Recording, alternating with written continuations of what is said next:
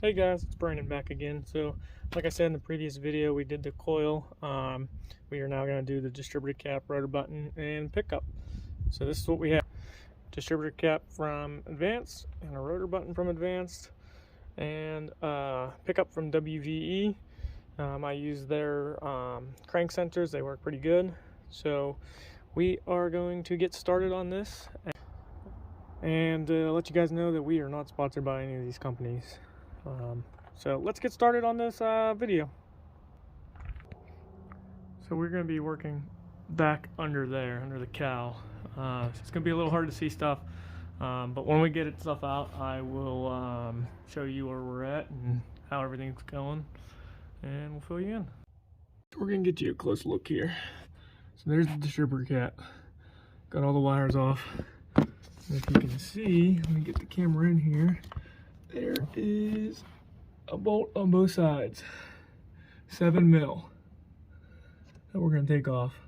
Very hard to get under here with a camera.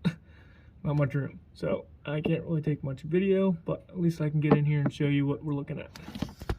All right, everyone, so we got the old ones out. Old one, new one, new one. So we're gonna get these new ones back in. So got the old ones out. We're gonna get in here nice and slowly and try to show you. There's the top of the distributor, everything removed. Put a little black mark so the rotor button is facing the same way, so it'll be in time. That's the most important thing. You don't want to get it out of time. So let's get the new stuff back in. All right, guys, we're almost finished. Got the new distributor cap, rotor, and everything back in.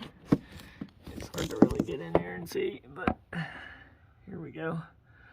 All got it all back in there. Very focused. Awesome. So that's all back in. Now I got to put the wires on, and then we should be good to go. Hopefully, fixes all our issues with this '95 Jeep. So thank you guys for watching.